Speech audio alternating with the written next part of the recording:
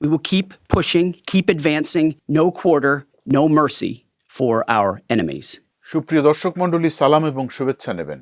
ইরানের সাথে বর্তমান সময়ে আমেরিকা ইসরায়েলের যেই যুদ্ধ চলছে, এই যুদ্ধ কি শুধুই ইরানকে শায়েস্তা করার যুদ্ধ, ইরানের গণতন্ত্র ফেরানোর যুদ্ধ, ইরানের খামেনি রিজিমকে উৎখাত করার যুদ্ধ? যদি তাই হয়, তাহলে এই দায়িত্ব আমেরিকাকে কে দিয়েছে? বিনা উস্কানিতে কেন ইরানের ঠান্ডা মাথায় হামলা চালিয়ে হাজারো পার্সিয়ানকে হত্যা করেছে আমেরিকা? চলুন তাহলে দেখে আসি। Their offensive has only intensified. Strikes have killed hundreds of people and displaced millions more across the country. যুদ্ধ বন্ধ হলে শান্তি প্রতিষ্ঠা হবে, যুদ্ধ বন্ধ হলে বিশ্ববাসী সুখে থাকবে। কিন্তু বিশ্ববাসী সুখে থাকলে আমেরিকার কি লাভ? বরং যুদ্ধ হলেই আমেরিকার লাভ। তখন ঘোলা পানিতে মাছ শিকার হবে। এটি আমেরিকার শত বছরের পুরাতন নোংরা বাণিজ্যিক কৌশল। সেই কারণে বিশ্ব এবং আমেরিকা দুই ভাগে বিভক্ত। একই কারণে চরম অহংকারে ডোনাল্ড ট্রাম্পের প্রিয় স্লোগান এখন আমেরিকা ফার্স্ট, অর্থাৎ সবার আগে আমেরিকা। কেন শুধু সবার আগে আমেরিকা ফার্স্ট হবে? অন্যান্য দেশ কি মঙ্গল গ্রহ থেকে এসেছে? অন্য কারো কি ফার্স্ট হওয়ার অধিকার নাই? বিশ্ববাসী সুখে থাকবে না দুঃখে থাকবে, এই সিদ্ধান্ত নেয়ার ক্ষমতা কেন এককভাবে আমেরিকার? কোথায় যুদ্ধ হবে, কোথায় যুদ্ধ থামবে, এই সিদ্ধান্ত আমেরিকার হাতে কেন থাকবে? বিশ্ব কিভাবে চলবে, সেই সিদ্ধান্ত নেয়ার ক্ষমতা তো অনেক আগেই চলে গেছে আমেরিকার হাতে।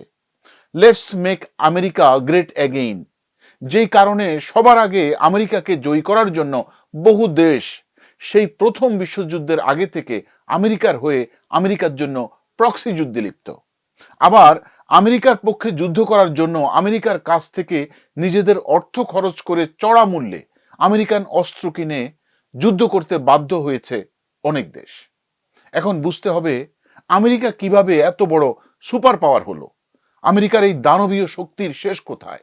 The American industry produced 86,000 tanks, 30,000 aircrafts, and 6,500 ships.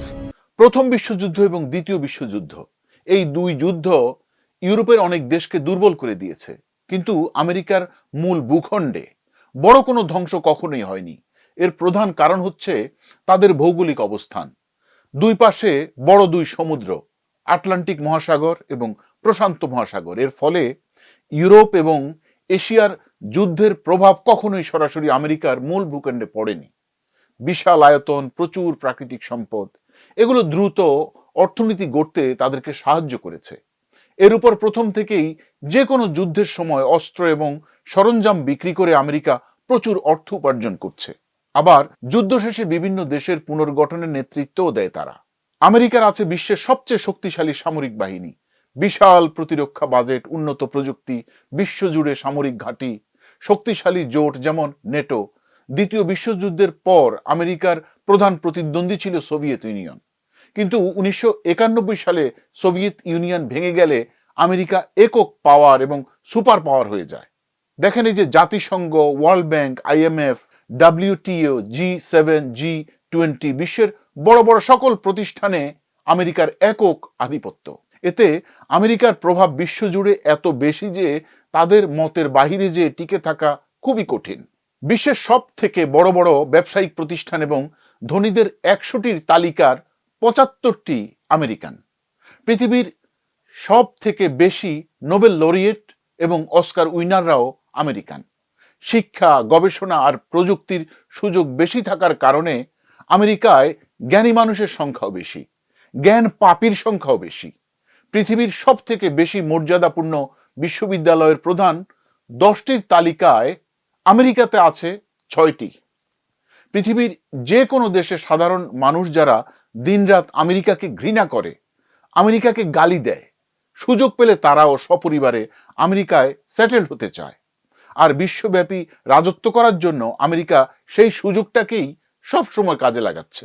Democrat আসুক অথবা রিপাবলিক আসুক, বিশ্বে অশান্তি বজায় রাখতে আমেরিকান ফরেন পলিসি কখনো বদলায় না। সেটা কৃষ্ণাঙ্গ প্রেসিডেন্ট বারাক ওবামা হোক অথবা শ্বেতাঙ্গ প্রেসিডেন্ট ডোনাল্ড ট্রাম্প হোক, সমগ্র পৃথিবীতে যুদ্ধ বজায় রেখে দূর থেকে তারা মজা নেয়। গত 80 বছর ধরে আমেরিকার প্রধান টার্গেট মধ্যপ্রাচ্য। পৃথিবীর দ্বিতীয় বৃহত্তর যেই জনগোষ্ঠী তারা হচ্ছে মুসলমান। হারাম শরীফ এবং মসজিদে নববীর কারণে এই বিশাল জনগোষ্ঠীর প্রধান কেন্দ্রবিন্দু সৌদি আরব। পুরো মধ্যপ্রাচ্য তথা মুসলিম বিশ্বকে কবজায় রাখার জন্য সৌদি আরবকে আমেরিকা কখনো হাতছাড়া হতে দেবে না। We protect Saudi Arabia. Would you say they're rich? And I love the king, King Solomon, but I said, King, we're protecting you. You might not be there for 2 weeks without us. You have to pay for your military. দ্বিতীয় বিশ্বযুদ্ধের পর থেকে অর্থাৎ 1945 সালে তৎকালীন American president Franklin Roosevelt এবং আবদুল্লাহ বিন সৌদের মধ্যকার ঐতিহাসিক বন্ধুত্ব এখনো অটুট আছে, ভবিষ্যতেও থাকবে। এর আগে কয়েক শতাব্দী সৌদি আরব ছিল ব্রিটিশদের নিয়ন্ত্রণে। দ্বিতীয় বিশ্বযুদ্ধ ব্রিটিশদের আধিপত্য বিশ্বব্যাপী কমিয়ে দেয়। এই দ্বিতীয় বিশ্বযুদ্ধের কারণে বিশ্বব্যাপী ব্রিটিশ কলোনি ছোট হয়ে যায়। সেটা আমেরিকানদের কূটকৌশল ছিল। ব্রিটেনের সেই অবস্থান সুকৌশলে চলে যায় আমেরিকার হাতে, যা এখনো বজায় আছে। After a fortnight of war, at least 2,000 people have been killed, with most casualties recorded in Iran and এই ইরান দেশটি এখন মধ্যপ্রাচ্যের জন্য এক ধরনের ক্যান্সার। মধ্যপ্রাচ্যে ইরান নামক এই ক্যান্সার শতভাগ সেরে গেলে পশ্চিমা দুনিয়ার কোনো লাভ নাই। তাই পশ্চিমা দুনিয়া ইরানকে কখনো ধ্বংস হতে দেবে না, আবার মাথা উঁচু করে দাঁড়াতেও দেবে না। মধ্যপ্রাচ্যে পশ্চিমা আধিপত্য বজায় রাখার জন্য তাই ইরানকে সবসময় ট্রফি হিসেবে ব্যবহার করবে। আমেরিকা গং উদীয়মান আরব বিশ্বের জন্য ইরানকে সবসময় অনেক বড় থ্রেট হিসেবে প্রতিষ্ঠা করে রাখবে। বাস্তবতা হচ্ছে ইরান আরব বিশ্বের জন্য যত বড় না থ্রেট, আমেরিকা বিষয়টিকে আরো বড় করে উপস্থাপন করে। ওই সেই কারবালার প্রান্তর থেকে, সেই উমাইয়া খেলাফতের আমল থেকে শুরু। এই শিয়া সুন্নির দ্বন্দ্ব কখনোই সমাধান করা যায়নি। নবী মুহাম্মদ সাল্লাল্লাহু আলাইহি সাল্লামের মৃত্যুর পর মুহূর্ত থেকে আজ পর্যন্ত মুসলমানরা কোনোদিন আর ঐক্যমতে পৌঁছতে পারেনি। নিজেরা নিজেদের সাথে যুদ্ধ করে করে ধ্বংস হয়ে যাচ্ছে। পশ্চিমা দুনিয়া এই সুযোগটিকে সবসময় কাজে লাগায়। এই বিভাজনে তারা আরো বেশি উস্কানি দেয়। পশ্চিমা দুনিয়া এই ডিভাইডেড অ্যান্ড রোল অর্থাৎ তাদের পুরনো কৌশলকে সবসময় কাজে লাগিয়ে নিজেদের ফায়দা হাসিল করে নেয়। আমেরিকা সমগ্র বিশ্বে গণতন্ত্র প্রতিষ্ঠার জন্য কেয়ামত নাজিল করে ফেলে, কিন্তু তারা সুকৌশলে মধ্যপ্রাচ্যে রাজতন্ত্র চালু রাখে। মধ্যপ্রাচ্যের আরব দেশের স্বৈর শাসকদের বিরুদ্ধে আমেরিকার কোনো আওয়াজ নাই, কিন্তু খামেনি রিজিমের স্বৈর শাসকদের নিয়ে আমেরিকা চিন্তিত। আসলে দিন শেষে সবকিছুই বাণিজ্য। আমেরিকা, ইসরায়েল, সৌদি আরবে হজের ব্যবসার বিশাল মুনাফার একটা অংশ নিয়ন্ত্রণ করে। সৌদি আরবের তেল ব্যবসা পুরোটাই আমেরিকার নিয়ন্ত্রণে, কিন্তু গত কয়েক দশকে মধ্যপ্রাচ্য জুড়ে ট্যুরিজম ব্যবসা এবং অফশোর বাণিজ্যের অবারিত উন্নয়ন আমেরিকা মেনে নিতে পারছে না। কারণ পুরো মধ্যপ্রাচ্য জুড়ে যেই উন্নয়নের জোয়ার বইছে, সেটি পুরো ইউরোপের জন্য এবং আমেরিকার জন্য একটা বড় threat. Riyadh, the pulse of modernity. Of course, Saudi Arabia is also racing toward the future. Saudi Arab, Bahrain, Qatar, Kuwait, Oman এবং আরব আমিরাতের বড় বড় মেগা প্রকল্প আমেরিকার জন্য নতুন চিন্তার জন্ম দিয়েছে। বিশ্বের বড় বড় high street bank, investment bank এবং প্রায় সব বড় বড় কোম্পানি এবং ব্র্যান্ড মধ্যপ্রাচ্যের উন্নত আরব দেশগুলোর কানায় কানায়। মধ্যপ্রাচ্য জুড়ে তৈরি হয়েছে কোটি কোটি মানুষের কর্মসংস্থান। বিশেষ করে স্বল্প উন্নত দেশের মুসলিম দেশগুলোর কোটি কোটি শ্রমিক কাজ করে মধ্যপ্রাচ্যের শ্রমবাজারে। সেই ক্ষেত্রে এই অঞ্চলে যুদ্ধ, দলাদলি, হানাহানি না লাগালে আরবরা শিক্ষা, সংস্কৃতি এবং টেকনোলজিতে উন্নত হয়ে যাবে। এতে করে এখানে আমেরিকা, ইসরায়েলের গুরুত্ব কমে যাবে। তাই যে কোনোভাবে যুদ্ধ অনিবার্য হয়ে উঠেছে। In Riyadh, the capital, glass towers rise above ancient mud brick forts. The city is a hub for art, music, and innovation, home to world-class museums, film festivals, and a new generation of Saudi entrepreneurs. কাঁটা দিয়ে কাঁটা তোলা অর্থাৎ মুসলমানদেরকে দিয়ে মুসলমানদেরকে ধ্বংস করার কৌশল নিয়েছে আমেরিকা, ইসরায়েল গোষ্ঠী।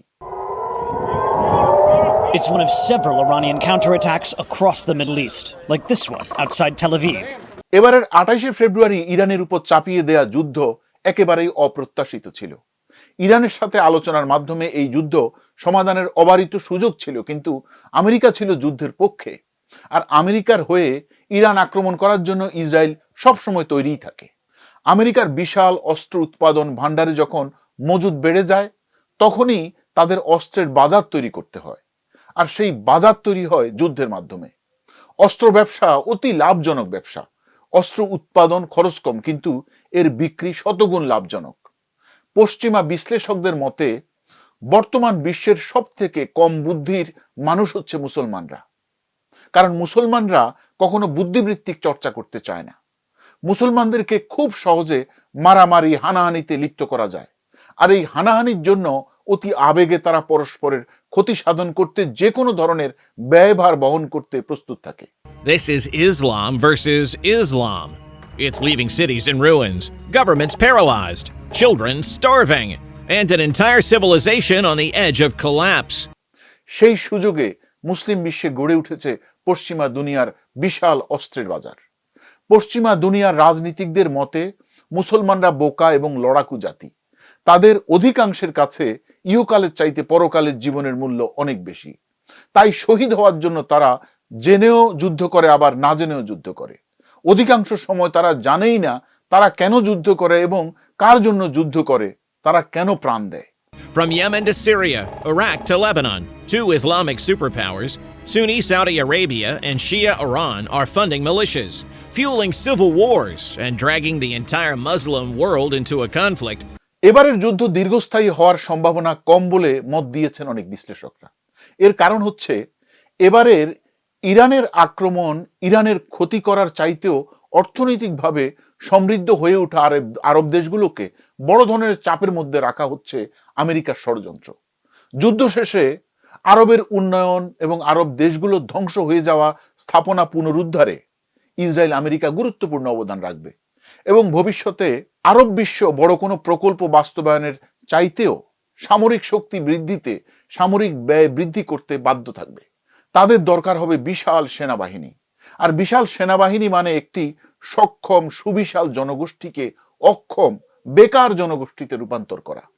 এই বিশাল সেনাবাহিনীর কাজ হবে সব সময় যুদ্ধের জন্য অপেক্ষা করা। এতে করে অনুৎপাদনশীল খাতে ব্যয় বাড়লে আরব দুনিয়ায় তাদের বর্তমান যেই ইনফ্রাস্ট্রাকচার ডেভেলপমেন্ট চলছে সেই গতি কমে যাবে। এর উপর আমেরিকা থেকে চড়া মূল্যে আগ্নেয়াস্ত্র ক্রয় করতে তারা বাধ্য থাকবে, যে কারণে মধ্যপ্রাচ্যের জন্য ইরানের মতো দেশ আমেরিকার জন্য খুব দরকার। আবার ইরানের মতো চিরশত্রু দমনে বন্ধু হিসেবে আরব দুনিয়ার জন্য আমেরিকা ইসরায়েলকে দরকার হয়। চলমান এই যুদ্ধে আমেরিকা ইসরায়েলের ক্ষতি হয়েছে কয়েক বিলিয়ন, কিন্তু মধ্যপ্রাচ্যের ভয়াবহ ক্ষয়ক্ষতি এখনো মূল্যায়নই করা যায়নি। ইরান এবং লেবাননের ক্ষতির পরিমাণ নজিরবিহীন। চীন রাশিয়া পেছন থেকে ইরানকে উস্কানি দেয়, সেখানে আছে তাদের সাথে ইরানের ব্যবসা, সেখানে তারাও খুব সূক্ষ্মভাবে ইরানকে শোষণ করছে। যুদ্ধের মধ্যে সকলে সুযোগ নেওয়ার জন্য ওঁত পেতে থাকে, কিন্তু যুদ্ধ শেষে যেই ক্ষয়ক্ষতি হবে সেই দায় কেউ নেয় না, তখন সেটি হয় যার যার তার তার। কিন্তু এই যুদ্ধে আমেরিকা ইসরায়েলের যে ক্ষতি হবে সেই ক্ষতিপূরণ দিতেই হবে মধ্যপ্রাচ্যের আরব দেশগুলোকে। প্রত্যক্ষ হোক অথবা পরোক্ষ হোক, আমেরিকা তাদের ক্ষতি পুষিয়ে নেবেই নেবে। কারণ তাদের দাবি হবে তারা মধ্যপ্রাচ্যকে ইরানের হাত থেকে রক্ষা করার জন্য যুদ্ধ করেছে, ভবিষ্যতেও রক্ষা করবে। যদিও চলমান যুদ্ধ ইরানের জন্য বাঁচা মরার লড়াই, মধ্যপ্রাচ্যের জন্য মর্যাদার, আর আমেরিকার জন্য অস্ত্র আর প্রযুক্তির সহ নানা ধরনের বাণিজ্যের লড়াই। ভালো থাকবেন, সুস্থ থাকবেন, ধন্যবাদ।